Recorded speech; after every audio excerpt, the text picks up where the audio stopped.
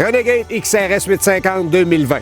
Pas de grands changements par rapport à l'année dernière. Notre bolide est équipé de la chenille Ice Ripper 1.5. On parle des skis pilotes 5.7 à l'avant.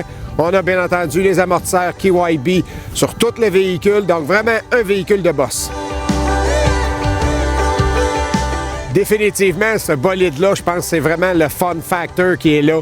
La réponse à l'accélérateur, c'est incroyable. C'est la 4e année du 850. Puis je pense que les calibrations d'embrayage, les calibrations d'injection sont vraiment à point. Dès qu'on touche l'accélérateur, ça répond. On a vraiment un feeling de puissance. Le 850, on le sait, ça développe 165 chevaux.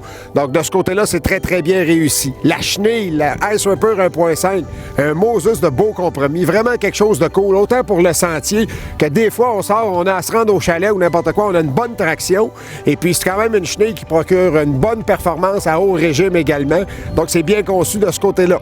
Maintenant, au niveau des amortisseurs, c'est sûr, c'est un XRS, c'est plus rigide. Moi, j'aime ça. Je suis un gars de boss. Je suis un gars qui aime ça rouler quand il y a de la bosse. Donc, c'est sûr que les amortisseurs là, font vraiment du bon travail pour un sentier un peu plus relax, si on veut. C'est sûr qu'une version adrénaline ou une version enduro serait peut-être mieux adaptée pour des sentiers, pour quelqu'un qui va faire 400 ou 500 km, qui n'aime pas rouler dans les grosses bosses.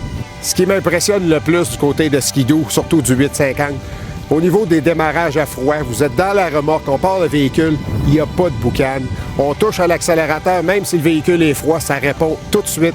Les embrayages, ça répond également de la même façon que lorsque le véhicule est réchauffé. Je pense que les gars, au niveau de la calibration chez Ski-Doo, ont extrêmement bien réussi de ce côté-là. Et puis, j'en parle souvent, mais je pense que d'avoir du plaisir quand on conduit une motoneige, celle-là, là, ça procure vraiment un beau feeling. Côté point d'amélioration maintenant, définitivement les skis. Les pilotes 5.7 sur un véhicule comme ça manque d'adhérence. Je pense qu'avec une chenille en plus 1.5, des crampons d'1.5 pouces, il y a beaucoup de traction à l'arrière.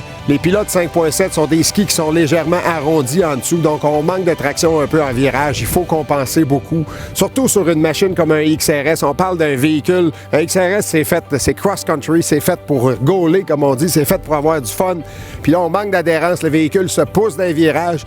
Donc, s'il vous plaît, l'année prochaine, sur des XRS, on veut des bons skis agressifs.